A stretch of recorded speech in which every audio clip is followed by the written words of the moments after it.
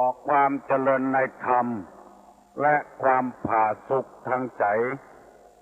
จงได้บังเกิดมีกับท่านสาธุชนคนดีผู้เจริญในศีลผู้เจริญในธรรมทุกท่าน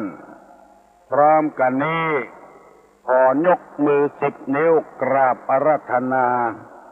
เอาคุณพระพุทธเจ้าพระธรรมและพระสงฆ์คุณพ่อคุณแม่คุณครูบาอาจารย์ผู้ประสิทธิ์ประสาทวิชาความรู้คุณงามความดีที่ท่านทั้งหลายบำเพ็ญมาในอดีตและกำลังจะทำในเวลานี้เสื้อวัดเสื้อวาเสื้อบ้านเสื้อเมืองพระสยามเทวาธิราชสิ่งศักดิ์สิทธิ์ทั้งหลายอันมีพระบรมธาตุเจ้าดอยสุเทพและครูบาเจ้าศรีวิชัยนักบุญแห่งล้านนาไทยเป็นต้นวันนี้เวลานี้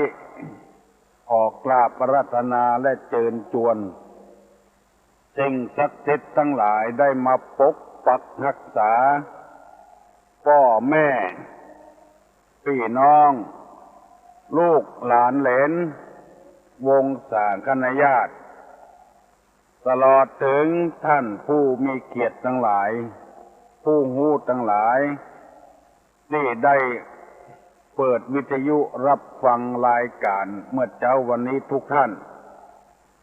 ขอเมื่อได้มีความสุขกายสุขใจที่มาก้าขึ้นมีโชคมีลาภเหมือนกันจุบผู้หัวตุกคนนานแสนนานได้เถินก่อนที่จะได้ดำเนินรายการต่อไปนี้ขอเชิญชวนมวลท่านสาธุชนผู้รับฟังทั้งหลายได้ไหว้พระพุทธเจ้าพระธรรมพระสงฆ์เพื่อเป็นสิริมงคลกับตัวกับครอบครัวกับธุรกิจการงานเดินทางขับรถขับลาอยู่แล้วมีจิตใจผ่องใสต่อไปพนมมือขึ้นคือว่าพร้อมกันอะระหังสัมมาสัมพุทโธภควาพุทธังภควันตังอภิวาเทมิกราบสวากขาโตภควตาธัมโมธัมมังนัมมัสสามิกราบสุปฏิปันโนภควโตสาวกสังโฆสังฆังนะมามิกราบหันธรรมยังพุทธัสสะภควโตบุพภะคณะมะกะลังกะโลมาเสนะโมตัสสะภควโตอะระหะโตสัมมาสัมพุทธัสสะนะโมตัสสะภควโตอะระหะโตสัมมาสัมพุทธัสสะนะโมตัสสะภควโตอะระหะโตสัมมาสัมพุทธัสสะพุทธังสรณังกัจฉามิธัมมังสรณังกัจฉามิสังฆังสรณังกัจฉามิตุติยัมปิพุทธังสรณังกัจฉามิตุติยัมปิธัมมังสรณังกัจฉามิตุติยัมปิสังฆังสรณังกัจฉามิตติยัมปิพุทธังสรณังกัจฉามิตติยัมปิธัมมังสรณังกัจฉามิตติยัมปิสังฆังสรณังกัจฉามิอิติปิโสภะคะวะอะระหังสัมมาสัมพุทโธวิชชาจารณะสัมปันโนสุขโตโลกาวิทู อนุตตโรปุริสะธัมมสารถิสัทธาเทวะมนุษสานังบุตโธภควาติสวากขาโตภควตาธัมโมสันติติโกอากาลิโกเอหิปัสสิโกโอปนะยิโกปัจจัตตังเวทิตตโพวินโยหิติสุปฏิปันโนภควโตสาวกสังโฆอุชุปฏิปันโนภควโตสาวกสังโฆยายะปฏิปันโนภควโตสาวกสังโฆ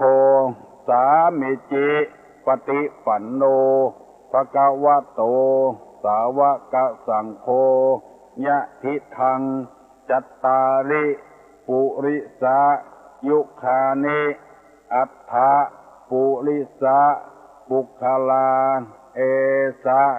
ภควโตสาวกสังโฆอาหุไนโยปาหุไนโยทักขิไนโยอัญชริกาลนิโยอนุตตรังปุญญเขตังโลกัสสาติกราบหนึ่งกราบสองกราบสามกาเลนะธัมมัสสวนังเอตัมมังคละมุตตัมมังมาแล้วเน้อมาแถมแล้วเสียงกองเสียงกองเสียงมองต่ำเข้าเสียงตู้เจ้าเทศนาธรรมมาถึงในบ้านมาถึงบนเรือนมาถึงในเรือนมาถึงในสุดมาถึงในห้องครัวมาถึงในห้องน้ำมาถึงในรถในลาที่ท่านทั้งหลายกำลังขับอยู่ฟังอยู่มาถึงกูตี้กูตางที่ท่านทั้งหลายรับฟังวิทยุเปิดวิทยุรับฟังตั้งแต่6 โมงไปถึง7 โมงทุกวันบ่มีวันหยุดเป็นเสียงที่เป็นสิริมงคลเพราะเหตุว่ามีคนมาบอกฮือตุลุงว่าตื่นมาเมื่อเจ้าถ้าได้ยินเสียงตุลุงแล้วมันม่วนใจมันสบายใจมันสุขใจความสุขอยู่ที่ความพอใจความสบายอยู่ที่ความพอใจถ้าเกิดบ่พอใจขึ้นมาแล้วเสียงอันใดก็ตามมันจะบ่มีความสุขความสุขนี้เป็นยอดแห่งความสุขทั้งปวงถ้าใจสุขแล้วอย่างอื่นมันสุขด้วยกันหมดเจ็บเป็นเย็นอุ่นอยู่ก็มีความสุขบ่มีสตางค์ติดตัวสักบาทก็มีความสุขเพราะมันสุขที่ใจถ้าใจบ่สุขแล้วมีความรู้เท่าใดก็บ่มีความสุขมีหุ่นรูปร่างงามปานใดก็บ่มีความสุขมีเงินมีทองของเจ้าหัวก็บ่มีความสุขมียศถาบรรดาศักดิ์ก็บ่มีความสุขเพราะใจบ่เป็นสุขธรรมะนี่เกี่ยวข้องกับทางใจโดยตรงตุลุงจะเสนอ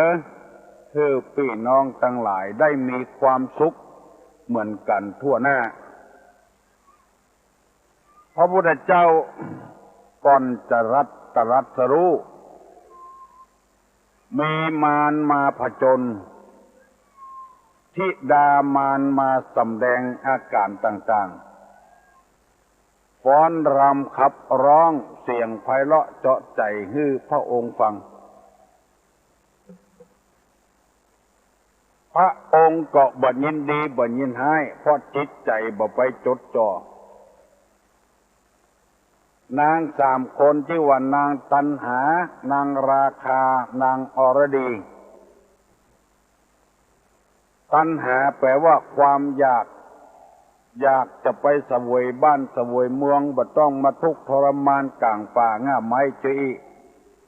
จะเสวยอันใดก็มีคนต้อนรับขับสู้เสด็จไปที่ไหนก็มีคนต้อนรับขับสู้ทรงพระเจริญอยู่ตลอดเวลาอยากจะให้กลับไปเสวยราชสมบัติแทนพระบิดาพระเจ้าสุโธทนะนางราคาคือนางความกำหนัดยินดีมักใคร่ในอารมณ์ที่ชอบใจ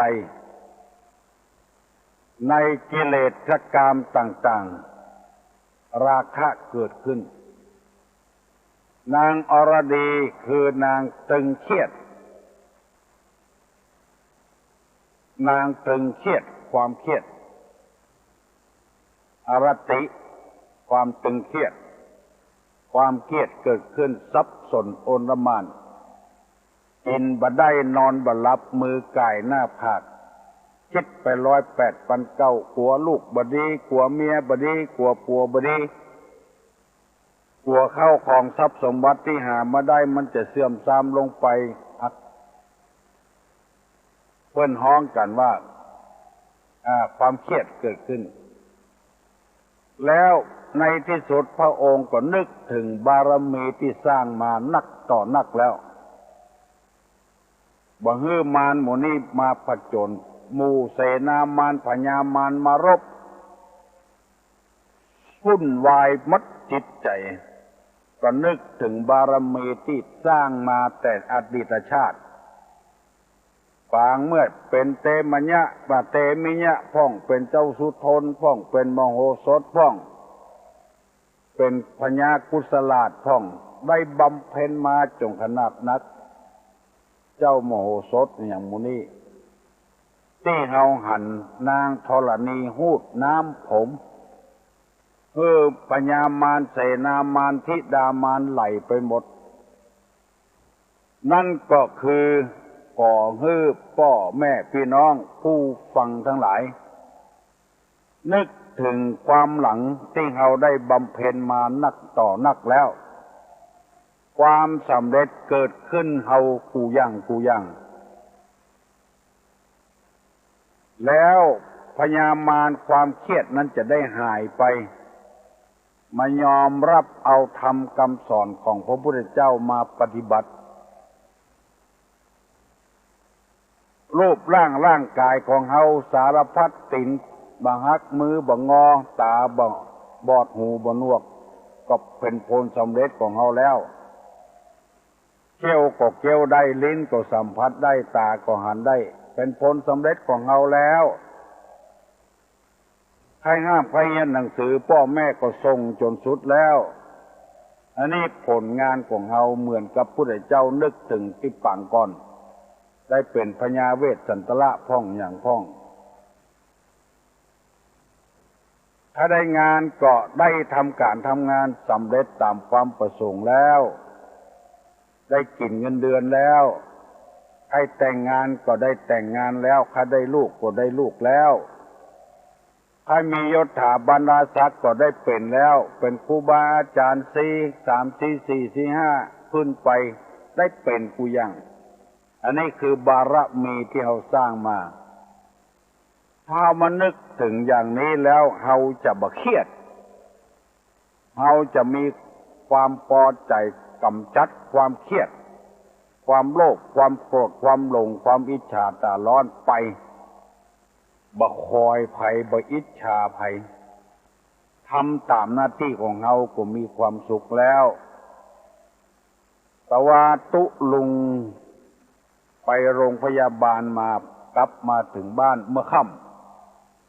3 โมงถึง 4 โมงทีวีช่อง 11เปิ้นถ่ายทอด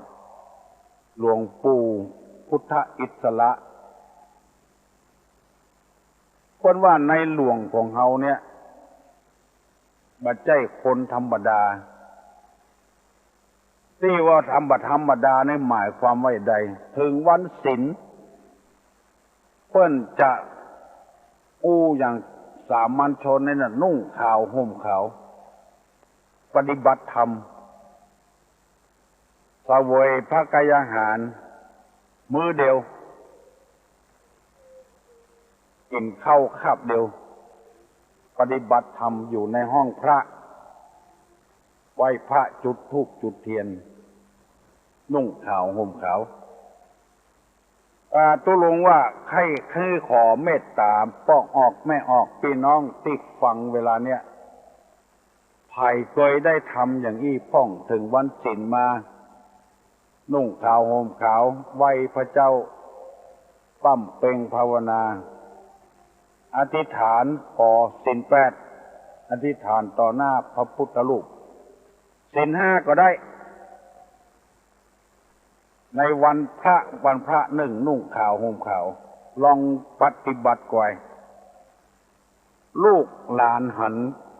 เฮาบ่ต้องสอนเขาแล้วเฮาหันเฮาปฏิบัติอย่างนั้นก็จะเป็นคนมีศีลมีธรรมขึ้นปัจจุบันนี้ชาวพุทธทั่วไปแปลงเฮือนเพิ่นจะมีห้องพระหรือว่าพอวันศีลมานัดกันตึงผัวตึงเมียตึงพ่อผัวพ่อเมียแม่ผัวแม่เมียกินเจกันประหยัดรายจ่ายไว้หันวันหนึ่งละเดือนหนึ่งมี4 วันพระด้วยกันเอาจะประหยัดรายจ่ายไว้4 วันกินข้าวกับกล้วยพ่องกินข้าวกับข้าวต้มขนมพ่องกินบักกล้วยเต๊ดกินอย่างกันไปอันน่ะมันแล้วเหวันใครหันว่าคนใดใครหูว่าคนใดปฏิบัติอย่างอี้มันจะเป็นยอดคนผัวก็เคารพเมียเมียก็นับถือผัวเคารพนับถือกันพระสงฆ์พระเจ้าที่อยู่ในวัดเป็นเจ้าคณะเป็นเจ้าอาวาสส่วนมากเพิ่นบ่ได้สอนลูกศิษย์ลูกหาห้องมาสอนเด้อคนส่วนมากเพิ่นบ่สอนไปอยู่กับในหัวในเวียงกับเจ้าคุณกับพ่อครูเนี่ยบ่มีไผมาสอน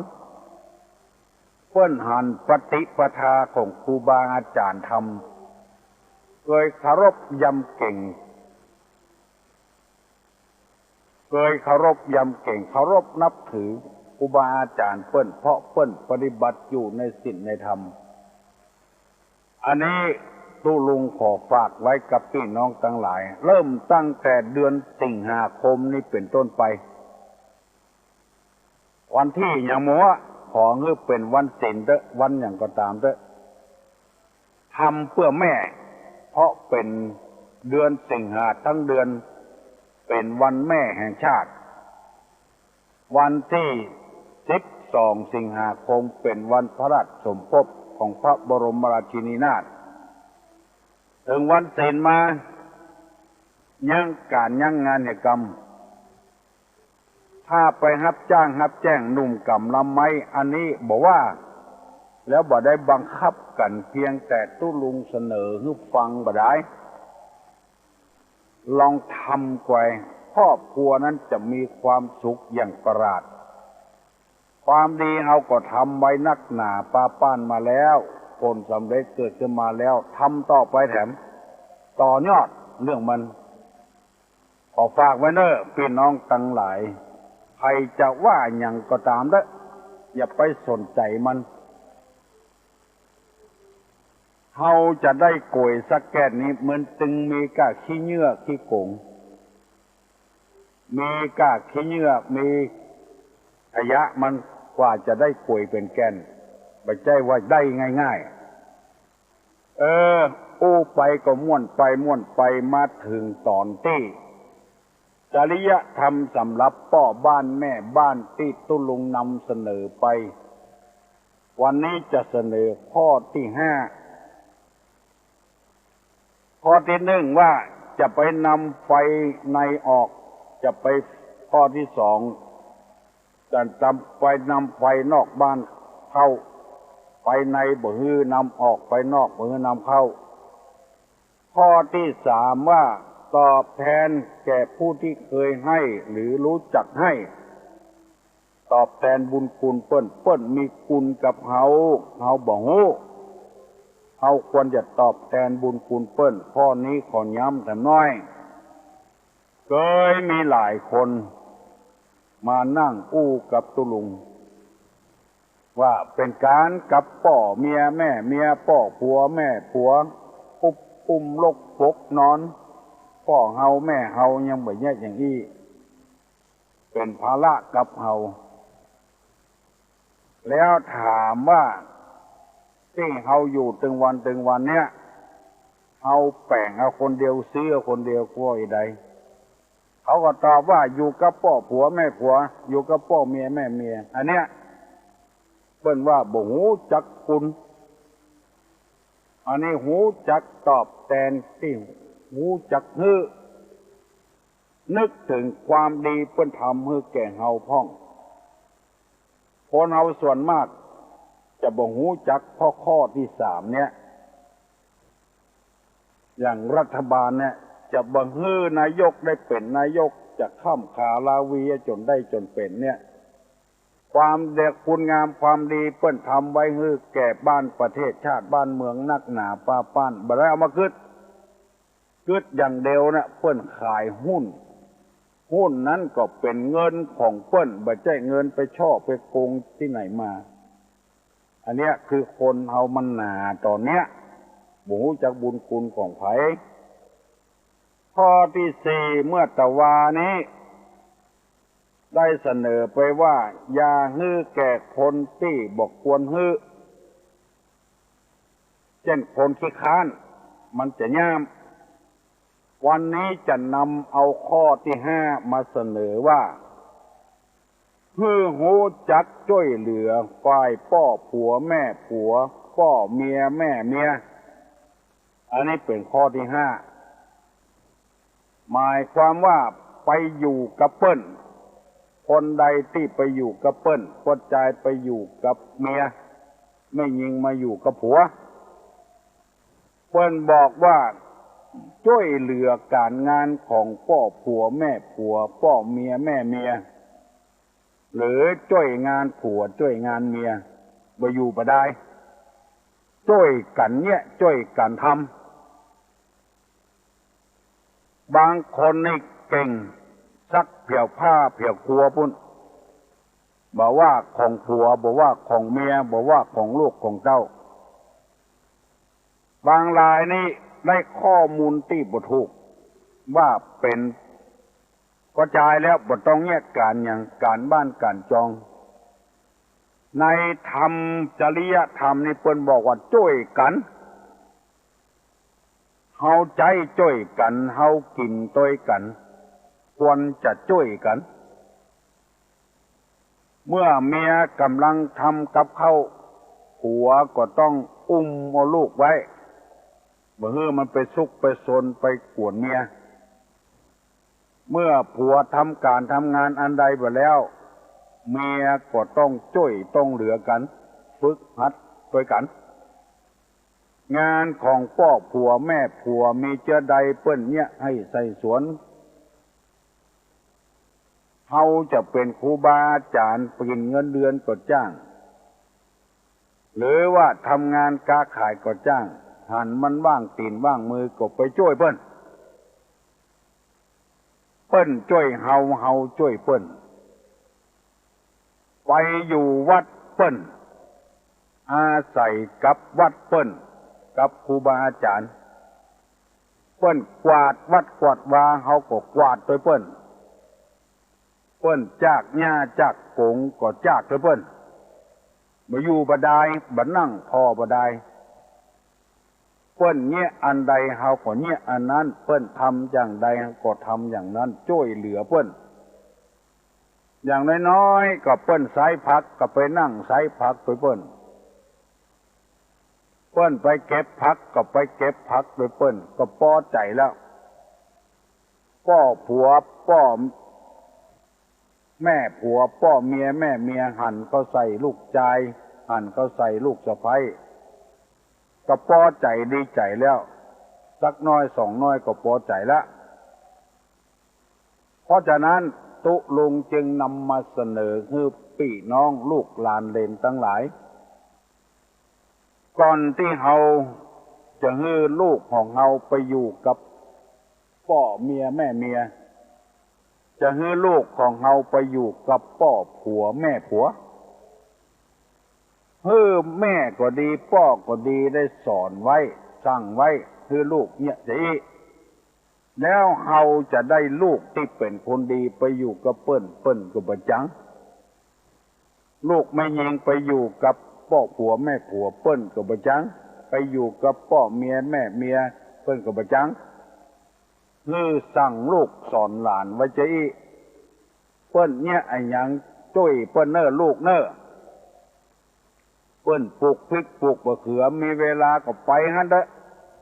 จะไปถือว่าตัวเป็นเจ้าเป็นนายเป็นทหารเป็นตำรวจเป็นครูบาอาจารย์เป็นพ่อค้าพาณิชย์เป็นข้าราชการบ้านเมืองบ่เอาตัวไปเกือกพวกกับให้กับสวนบ่ใช่มันบ่ดีมันก็ดีแต่ว่าต่อยอดขึ้นเมื่อมันดีขึ้นคือเปิ้นได้ชอบอกชอบใจเวลาที่มันเหลือสมมุติว่าเฮาไปเนี่ยเรียกเนี่ยการไปทำการทำงานเวลาที่มันเหลือปิดหน้าต่างปิดประตูช่วยคนงานพ่องเหี้ยเขาจะฮักจะชอบแถมจัดนักลองกว่าเตอะตำโต๊ะตำตั้งตำอันยังที่เฮาทำงานทำการทำงานส่วนมากเขาจะมีคนใจแถมคนถ้าเขายังมีเวลาเหลืออยู่พยายามช่วยคนท้ายรถคนโตยรถเจ็ดล้างให้เปิ้นเอารถไป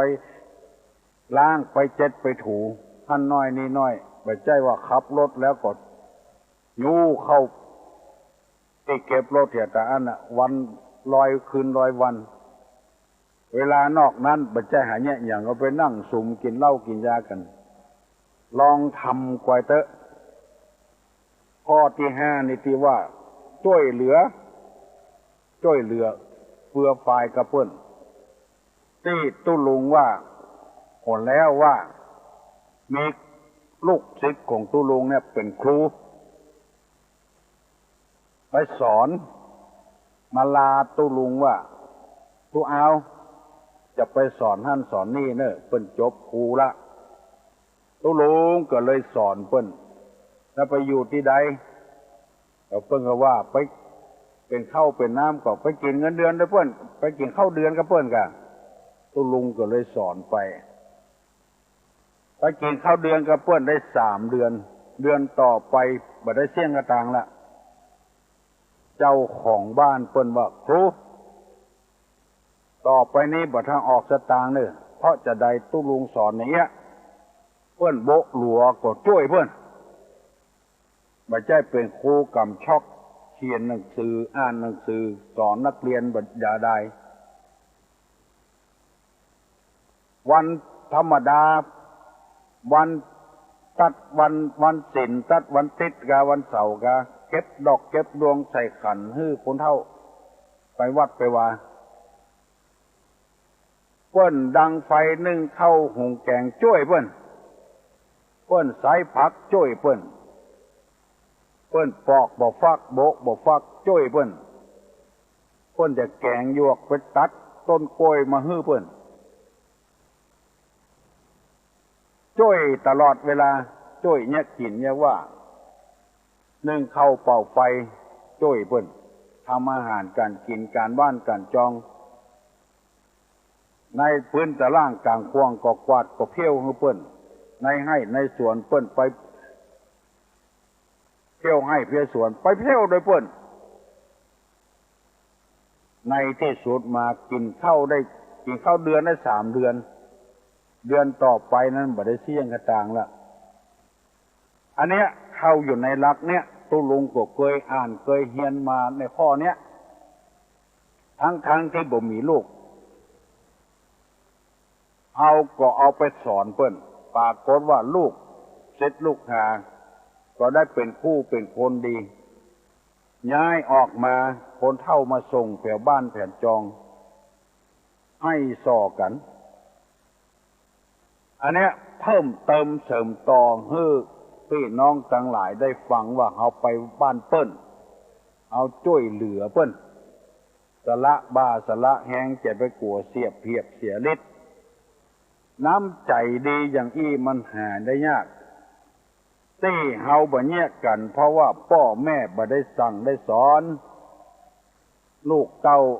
อย่างเจือบ่เดียวแถมโอ้หานและทุกอกทุกใจจะแหะเข้าบ้านมาเป็นเอาเมียมาตยเอาผัวมาตยไปได้กันที่ไหนไปได้กลางต้ากลางตาง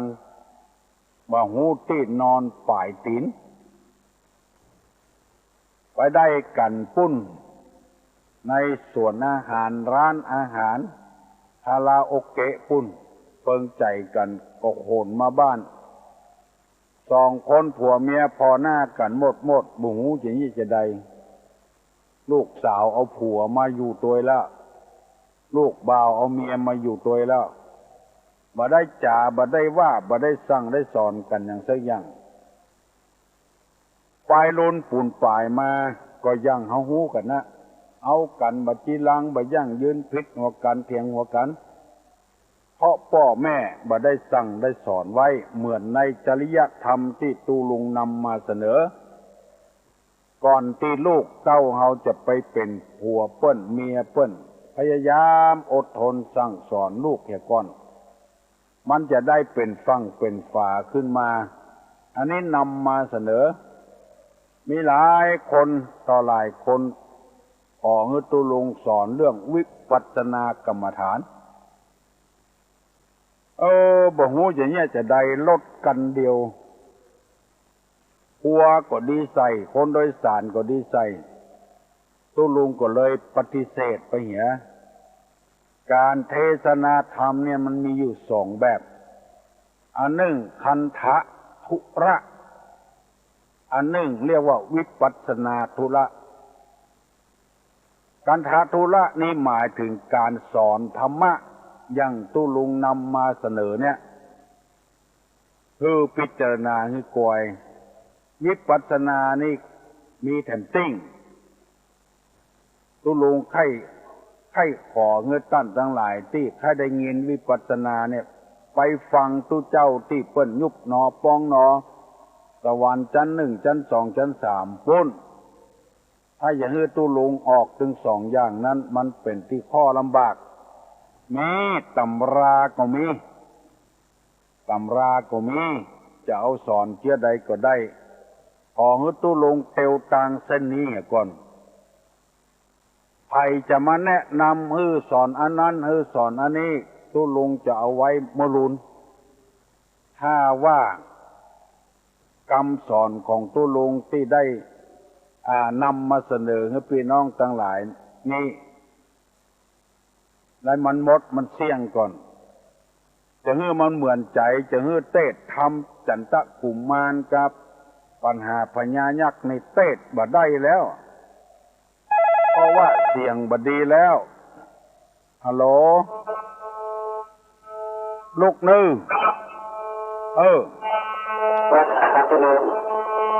เจริญพรลงให้ภาษาครั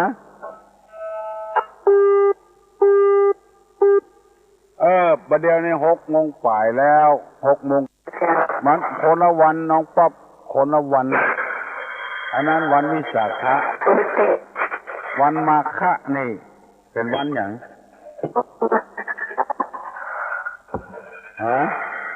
ก่อนเจ้าปีก่อนเจ้าวิทยุมันดังเจ้าตะเกียลองตอบทำไมเหรอวันมาฆบูชาวันมาฆบูชาเป็น วันที่พระอรหันต์ปานลูกมาประชุมกันเลยมาได้นัดหมายแล้วก็แต่อีก็พอใจแล้วจะตุลงคสันนิบาตเนาะพระอรหันต์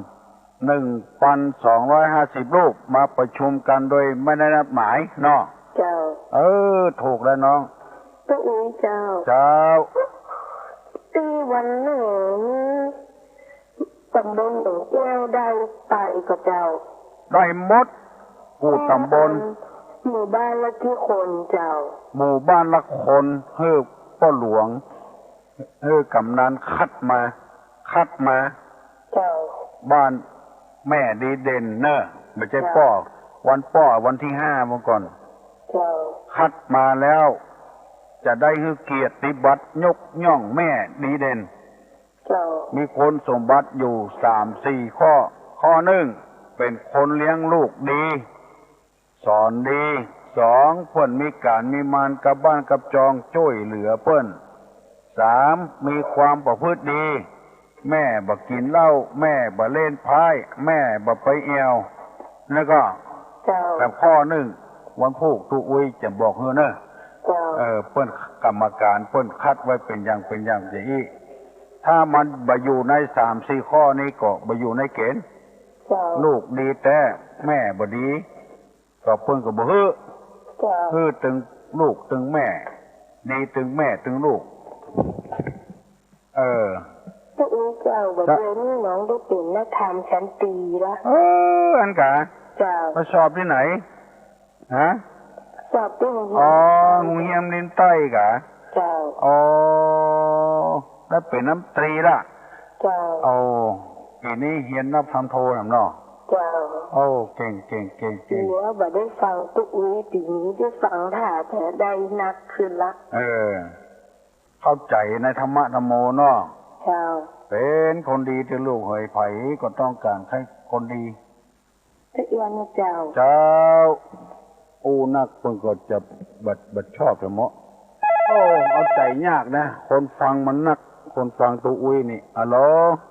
พ่อจ๋าถามปัญหาง่ายๆครับงานอวะมงคลกับงานมงคลต่างกันอย่างไรครับขอผู้ฟังที่ถูกตอบครับ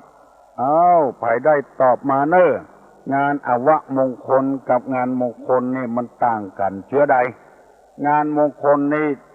นิมนต์ตัวเจ้ากี่รูปอวะมงคลนี่นิมนต์กี่รูปไผได้ตอบมาเนอะปัญหาอย่างเงี้ยดีละจะได้เข้าใจกันว่าอันยังเป็นมงคลอันยังเป็นอวะมงคลในฐานะที่เขาเป็นชาวตุลุงขอย้ำเนอะฮัลโหล2 โหลทึก4 โหลจะปิดแล้วเนอะ1 โหลเปิ้นปิดคนเดียวเปิ้นดีละวันนี้เงียบดีเว้ยฮัลโหลนมัสการเจ้านี่กะเจ้าขอตอบปัญหาค่ะตอบปัญหาเนาะเจ้างานมงคลก็หมายถึงว่าอย่างงานแต่งงานขึ้นบ้านใหม่นะคะเราจะนิมนต์พระสงฆ์สักเลขที่อะค่ะ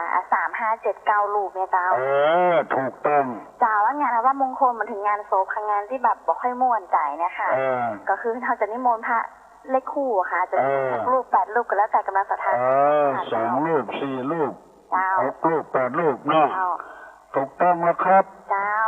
เก่งเขามาจากไหนฮะสันปะตองเจ้าสันปะตองบ้านเปิ้นมันบ้านตุ่มบ้านเย็นบ้านเห็นบ้านล่าตอบเก่งแต่เราอ่อนบดเดียวนี่เก่งเนอะไผว่าเราอ่อนบอกให้เขาวัดเขาวานะ2 รายละน้องป๊อบกับสันปะตองเนี่ยคนหนุ่มร้อนๆไม่ใช่แค่คนเฒ่าคนแก่ตู้ลุงขอย้ำเรื่องที่เกี่ยวกับว่าถึงวันศีลวันธรรมมาลองกวายโลบ่อุ้ยแม่อุ้ยลองกวายโลนุ่งขาวห่มขาวอยู่กับบ้านกับจองถ้ามันตรงกับวันพระวันศีลก็ไปวัดไปวาในหลวงเพิ่นเข่งคัดต่อพระศาสนานะขนาดนั้นเพิ่นทำเป็นตัวอย่างเป็นรูปแบบใต้กูยังเป็นครอบครัวที่มีความสุขไปที่ไหนก็ไปกัดเป็นหมู่เป็นปุกมันซึ่งมันตรงกันข้ามกับคนธรรมดาเฮาดิบ่ได้เอาเป็นตัวอย่างถือว่าไปอย่างหนึ่งเมียไปอย่างหนึ่งยิ่งเป็นเจ้าเป็นนายสมัย บักใกล้กันกำแล้วคุณนายไปเหี่ยติ้งเจ้านายไปเหี่ยติ้งอยู่คนตี้คนกลางบักเข้าหากันในหลวงนี่เป็นครอบครัวที่อบอุ่นเปิ้นเป็นตัวอย่างเฮาลองทำเป็นตัวอย่างอย่างในหลวงเปิ้นจะบ่ผิดบ่พลาดนะตุลุงว่านะทำไปเถอะถึงวันศีลวันธรรมย่างการย่างงานเนี่ยกรรมวันใดถ้ามันตรงกับวันเสาร์วันอาทิตย์เสมอคือครอบครัวมีความสุขบานหวานใจบัดเดียวซ้ำคิดไปแถมอย่างละวันเสาร์วันอาทิตย์การอย่างการงานย่างไปเอวเถมะปากันไปกินข้าวหันนั่นหันนี้เถมะบ่ได้นุ่งขาวห่มขาวอย่างคนที่เข่งคัดในศีลในธรรมตุลงนำมาเสนอไว้เนอะวันนี้ผู้ฟังมีนักจำนวนนักถ้าหากว่าปฏิบัติได้ลองกวยสักสี่อาทิตย์สี่วันพระเดือนหนึ่งมันจะมีอยู่สี่อาทิตย์สี่วันพระมี2 วันพระลองกวยกันออก8 ค่ำแฮม8 ค่ำเดือนดับเดือนเต็งลองนุ่งขาวห่มขาวปฏิบัติธรรมบ่ต้องอะไรอย่างนั้นก็ฝึกหัดกินอาหารที่มันง่ายๆบ่ต้องนัดกันไปต่ำร้านอาหารต่างๆที่พวกเนี้ยกันมันเป็นสังคมที่มันบักกลมเกลียวกันนะถ้าเอาอยู่กับบ้านกระจองเข่งคัดต่อศาสนามันจะดีขึ้นเพราะว่าพระพุทธศาสนาในก็สอนให้คนละความชั่วให้ทำความดีให้ทำจิตใจให้สะอาดผ่องใสละความชั่วด้วยกายด้วยปากด้วยใจอันใดที่มันบดีแล้วละเหียฮัลโหลเอาไว้จ้าเจ้าตะลุงเจ้าที่ของน้องก็รุดไปว่าจะตอบปัญหาเอาว่ามงคลได้ไหมเอาว่ามงคลเพิ่นตอบไปแล้วตอบไปแล้วน่ะเพิ่นตอบไปแล้วก็แล้วไปเจ้าแต่ว่าน้องฟังบทที่6ไม่ใช่บทที่6น้องว่าอย่างตะลุงเหมือนเย็นโลตะลุงไปเวียงว่าไปโรงยาว่าได้ฟังมาถามตะลุงหมูเรื่องไม่ใช่เป็นบทที่6เป็นท้องว่าอย่างก็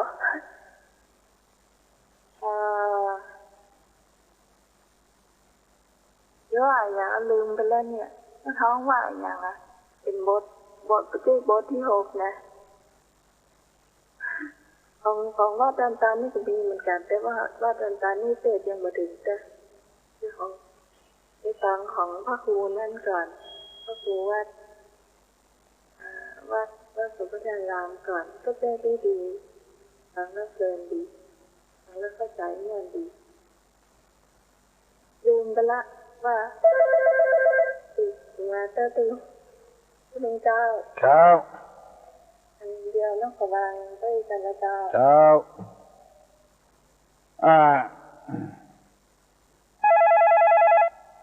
ฮัลโหลนมัสการเจ้าน้องบันเย็นเจ้าตะกี้เป็นถามว่าหน้าที่ของลูกที่ดีมีอย่างพ่องมีกี่ข้อเจ้าเนาะเจ้ามี5 ข้อเจ้า1เปิ้นเลี้ยงเฮามาแล้วเฮาก็เลี้ยงต่อไปเนาะ2เจ้าทำกิจการของเปิ้นที่เปิ้นละหน้าที่ทำต่อเปิ้นเนี่ยเจ้าแล้วก็ข้อ3นี่ทำตัวให้ดีเหมาะสำหรับที่เปิ้นจะมอบอย่างมอบมรดกเจ้ามอบมรดกให้แล้วก็ข้อ4นี่ก็คงจะเป็นทักษะชื่อเสียงวงตระกูลไว้ให้เจ้าแล้วก็ข้อที่5นี่อุทิศบุญกุศลเมื่อเปิ้นตายไปแล้วเปิ้นเจ้าเอาจำได้แต่เจ้าพอจะจำได้นี่คือเป็นเวรเหมือนกันนะเจ้าดีละนั่นละครับหน้าที่ของบุตรและธิดามาเดียวมันมาเป็นอย่างนั้นนะเนาะแต่ก่อนเปิ้นถ้าพ่อแม่เนี่ยนาก็เนี่ยนาตัวพ่อตัวแม่ถ้าพ่อแม่ตายละก็ทำนาต่อเปิ้นเก็บเมี่ยงเก็บตองไปเป็นพวกกาเมี่ยงมาเลี้ยงลูกจนพอได้ดิบได้ดีจบด็อกเตอร์วันละบักเล่นกำเมี่ยงสกรรมเอาความรู้ไปเนี่ยการอย่างอื่นอย่างนี้ เพิ่นบอกว่าพ่อแม่ที่ดีนี่จะพาลูกพาเต้าไปแยะให้ใส่สวนเอาลูกเอาเต้าไปโตยไปป่าเมี่ยงเขียงดงก็ลูกเอาเต้าไปโตยถ้าตัวแก่มาแล้วก็สะให้ลูกสืบกันมาจนได้อยู่ดีกินดีหมู่นี้เป็นต้นอันนี้ว่าหน้าที่ของลูกของเต้าเวลาเพิ่นตายไปแล้วทำบุญอุทิศเพิ่นตานขันข้าวขันน้ำกาตานทำกาอย่างที่เขาเนี่ยคือกันเนี่ยบางคนบอกเข้าใจก็ว่าเพิ่นตานไปเมื่อใดเมื่อเบาไปตานเพิ่นนี่อย่างแถมเพิ่นพออย่าไปเกิดแล้วบือเพิ่นเกิดว่าเอาคนเดียวนะเอาใจตัวเองว่าให้ว่าหยังก็ว่าไปเรื่อยๆวันนี้ตังไก่จะไปได้ยินก็ว่าจะได้หมูเนอไก่อย่างละปูนกาลำปางกาเมืองแป้กาเมืองน่านตังฝ่ายบัดได้เย็นฝ่ายโทรมานะเว้ยตังไก่ส่วนมากจะเป็นคนใกล้ฮัลโหลครับไว้จะถามปัญหาครับเมื่อดีเด่นประกอบไปด้วยคุณสมบัติที่ข้อตามที่หลวงพ่อได้อธิบายไปน้องอย่างที่จำได้ก็ตอบมาเลยหนึ่งเลี้ยงอย่างสองช่วยอย่างสามบกินอย่างนี้นะครับครับวันนี้ได้อธิบายไป3 ข้อเห็นแต่ข้อที่4นี่กรรมการเพิ่นลงความหันว่าจะต้องเงี้ยอย่างแถมแม่ที่ดีเด่นควรจะได้รับรางวัลฮัลโหลนมัสการเจริญพรอันนี้มุกแปลเลยวังจีนอันนี้มุกแปลวังจีนวังจีนพุ่นครับตัวลุงกำลังฟังลุงอยู่ก็ว่านั้นดักปิ้งอย่างไกลๆบ่ได้ยินโทรมาได้ยินเหรอวะชัดดีหมดเลยชัดเจนดีก่อนวังจีนนี่ฝนตกอยู่แล้วเป็นเด้อเนาะน้อยตกน้อยบอกว่าเดือนละอย่างเนาะน้ำบ่ท่วมอย่างเนาะบ่เป็นเนาะว่าบ่ถึงเดือน12หรอบ่ถึงเดือน12ยังบ่ถึงเดือน12เด้อครับแล้วมาสการมื้อนั้นคนอื่นเขาโทรไปบอกมาอู้ตุลงฟังบ่ได้เนาะว่าได้ยินควายหมดจะบ่เคยถามหยังเพราะนั้นนี่มันบอกคือกันมาได้นะเกี่ยวกับมารยาทนี่นะบอกเก่งอกเก่งใจเพื่อนก็ถามน้อยเดียวฮัลโหลครับผมไว้ตาครับก็มีเงินตู้ว่าเรื่องอย่างนี้ผมค่อยถามสักน้อยเนาะครับก็สมัยเมื่อก่อนนี่คนเอาวัวเอาควายใส่น้าเนาะครับแม่นแล้วปีหนึ่งควายเนี่ยเวลามาใส่น้ำนี่ใช่มันก็ไปใช่เนาะครับสอนเดียวต้องปุ๊บห้อมเดี๋ยวนี้สอนกันแล้วก็ขัดตึงวันนะครับใครจำนะเนาะครับแล้วก็ยังตู้ว่าตะกี้เนาะครับว่าไงวันติดวันเสาร์โรงเรียนติดก็ดีลูกอยู่บ้านอยู่จองเนาะนาทีสอนลูกสอนเต้าเนี่ยกินนึ่งข้าวปอไฟเนาะบ่นไปแอวแห้งบ่นไปกินที่แห้งแม่เนาะแอวสารพัดสีค้าแล้วเดี๋ยวนี้เราอ่อนนึ่งข้าวกลมจังนะครับจังแล้วทีนี้กินกลมจังแล้วก็เลยกลายเป็นความแม่น้ำว่าอย่างห้านเนาะครับนะผมก็เลยว่าเราอ่อนมาเดียวนี้เนี่ยอย่างใครจังละเสาไฟก้อนเศร้าอย่างนี้มันหูจักแล้วเขาถามก้อนเศร้านะครับน้ำทุ่งกับหูจักแล้วเนาะน้ำทุ่งกับหูจักแล้วแล้วก็กับหูจักแล้วครับแต่มาก่อนนี่คนมาเป็นนิ้วเป็นแจ้กันนักปากกับเอากระโหลกเป้าเนาะกระโหลกเป้าแสงไม่ได้ซื้อเนาะครับแล้วก็แหมอย่างหนึ่งครับที่ผมมันรักคอรักแง้งนี่นะครับที่ตัวลุงวานี่เนาะครับนั่นเนี่ยอย่างก็ผมรู้ไหมเดี๋ยวนะครับสอนนี่เราอ่อนใจสตางค์หมดเลยนะครับบางสอนนึกได้สตางค์ครับหาปูหาปลากำก้อนละครับแล้วมันเลิกกลายเป็นสมัยใหม่ไปติ๊กก่อนสอนให้ชอบว่าหากินครับเอานอนนั่งหางไม้กาเข้าแพะเข้าป่าเก็บพักเก็บเฮ็ดการบัดสอนละครับไปสอนนึกใจสตางค์ยั ยังสอนลูกเนาะแต่มึงใส่สั้นได้สั้นว่าอย่างก็พ่อแม่ก็กินเหล้าเหี้ยใส่เสื้อสายเดียวเลยแล้วลูกเขาใส่เอาไปว่าให้ลูกได้บ่ครับได้อยู่ไหน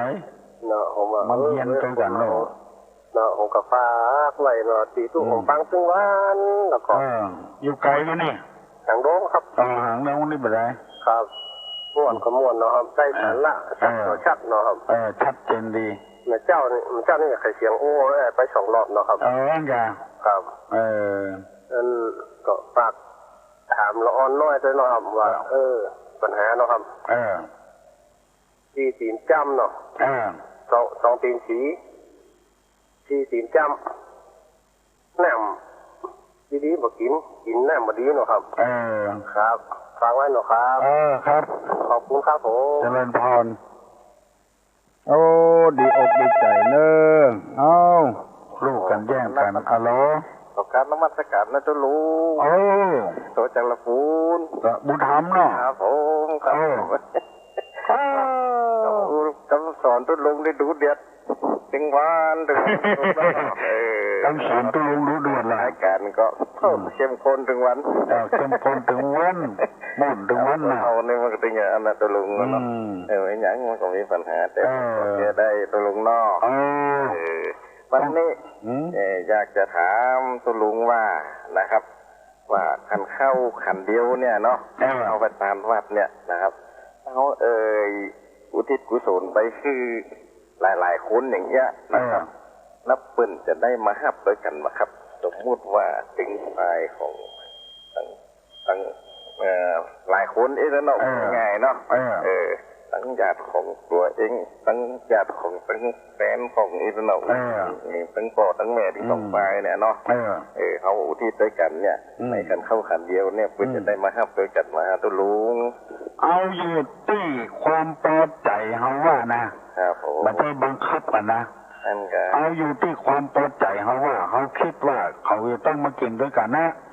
ได้เขียนชื่อคนตายเนี่ยคนที่เขียนชื่อคนตายนะเลยดูเจ้าว่าไปตามชื่อนะเพราะบางคนก็ไปเกิดแล้วบางคนอย่างแล้วไปเกิดเตื้อคนที่จะได้ฮับนั่นก็มีเพศอย่างเดียวที่มันได้เกิดเตื้อนะหมู่นั้นก็มันต้องเหมือนกันครับนะที่ตุลุงว่านะบัดเต้ากันเดียวพาเป็นย่อยเป็นย้ำเป็นกิบกระพาไปตามถึงกันบัดแตงร้ายเป็นกันบัดเต้าเป็นกันบัดขนัดเป็นกันเขาบอกพาย่อยพาย้ำนะประโยชน์มันเกิดขึ้นได้นักกว่าที่เขาพาย่อยพาย้ำตามคนขันนั่นนะพระพุทธเจ้าจะได้เก็บใบกินเนาะต้นบักกินกับว่าให้คนอื่นท่านว่าขยมกินเนี่ยก็เอาเสด็จหมดทั้งหมายถึงว่าขันเดียวนั่นแหละที่หลายคนก็ได้หลายคนก็ได้รวมกันเนาะบอกชื่อเนี่ยมันจะดีนะมันต้องพัฒนาเนาะบ้านเมืองมาเดียวเนาะแต่ตอนนี้มันเอาของคำให้คำสวนโลกมันไม่ได้เสี่ยงกระตังมาเดียวเนี่ยยังก็เสี่ยงกระตังอย่างหมดอ่ะแกงกระด้างอย่างมองกับพอแล้วกินตึงปู่เมียแม่โอ้ไม่โกรธกันนะ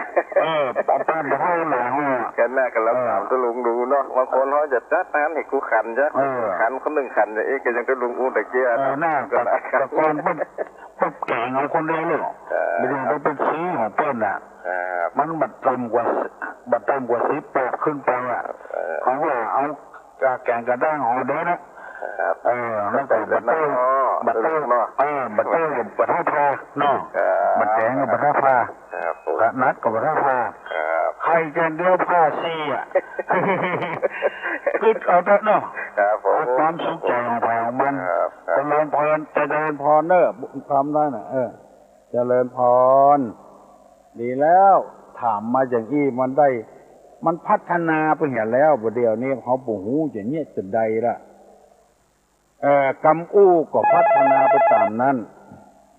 เนี่ยอันหรอพระอาจารย์เจ้าโอ้ตัวลุงนี่สอนกูจริงกูอย่างนะเจ้าแต่เนี่ยจะได้มัน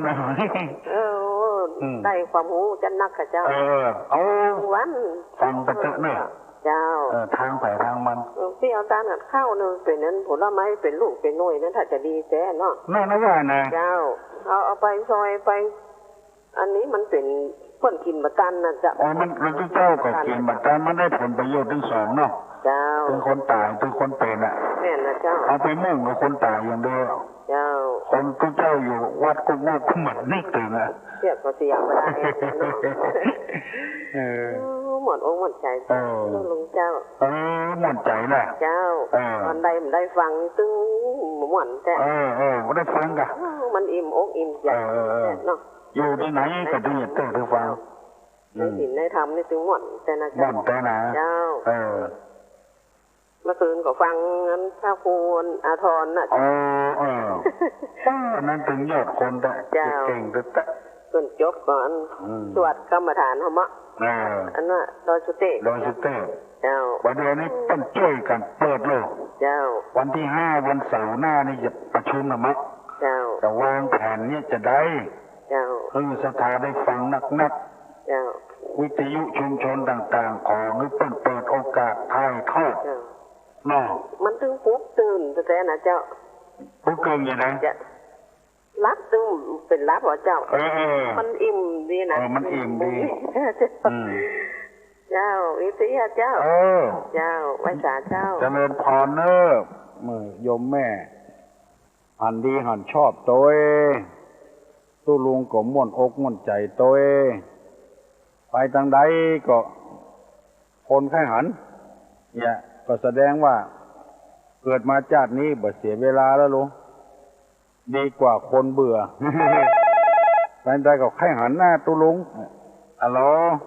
นมัสการได้ยินก็เสียงเนี่ยอัลโหลเจริญพรเจ้ามาจากลับปูนเจ้าลับปูนมันล่องเจ้ามันล่องแหละเจ้าชัดเจนดีขนาดเจ้าเป็นวันนี้ล่องตาจักมันแหละเจ้าน้องว่าอย่างไรเจ้าชัดเจนดีชัดเจนดีเจ้าเสียงพี่ลุงก็ชัดดีขนาดเจ้าอันแหละเข้มข้นขนาดบางคนมาหันตัวเสียงนุ่มตัวเท่าไปหน่อยอ่ะเข้าใจอ่อนแล้วมาเท่าแล้วตั้งแต่อู้กันอย่างนี้แกมันอายุยืนแบบน้อยเสียงนี้เหมือนสายยันเลยเนี่ยแล้วสายยันสัญญาพูดนะเจ้าเจ้าประกาศเจ้า7 โมงป่ายแล้วเนอะยกมือไหวเนอะจะปั่นปอนแล้วเอาใจกันฮะผมฮัลโหลลุงเจ้าไว้สาเจ้าอันพอดีกดโทรวัดตามเจ้าวันนั้นตะลุงได้ไปเทศที่ตะมาอีก็ค่ะที่ไหนว่าตะมาอีอ่ะตะมาอีเจ้าไปกันจุ้งหมายจะไฟฝนมันตกฝนตกทำวัดเสร็จว่าจะไปฝนมันตกเทศกันเจ้าเลยบอกไปสักกลางเจ้าได้เปิ้นกลางนั้นเก้าอี้เต็มกลางควงใครนั่งไม่ได้สักคน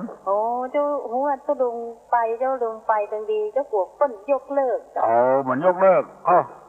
เปิ้นถึงบอกว่าประเด็นนี้มันยกเลิกเนอะฝนจะตกอย่างใดกับน้ำท่วมก็จะเอากันอยู่อ่ะเปิ้นย้ายไปเป็นวัดแสดงว่าจะเป็นข้าหันตะลุงข้าหันพระเอกแหละตะลุงพอดีเขาบอกข้างเมืองแล้วก็เลยว่าต้องไปนะทำวัดเสร็จแล้วฝนมันตกเจ้าก็เลยได้ไปเพิ่นใส่กันเทศจัดหนักวันนั้นตุลุงบ่ม่วนเนาะคนนักก็เจ้าคนนักศาลาก็เต็มวิหารก็เต็มตู้เจ้าเพิ่นกำขันแว่แท้น่ะช่วยเนอะตู้ลุงจะไปผ่าตัดเนอะว่าได้จะเป็นหมื่นบ้วนอ่ะเอาเทศน้อยเดียวบ่ค่อยม่วนเฮ้ยบ่เอาก็สตางค์อ่ะจ้ะละอ่อนยังให้อยู่ว่าดักปิ้งอ่ะให้อย่างจะเสียดายกันทำก็ตะลุงมันแม่นเสียดายกันทำที่จะฟังของตะลุงอ่ะมันหนักลำไปมันเกินกล้าลำไปเจ้าวันลงคนซื้อลุงแล้วค่ะเจ้าบุตรปันปอนเนอร์สปีติโยวิวัจจันตุสัพพะโลโกวินัสสตุมาเตภวะตวนตะลาโยสุขีทิคายุโกภวะอภิวาทนาสีริสานิจังวุธาปจจายิโน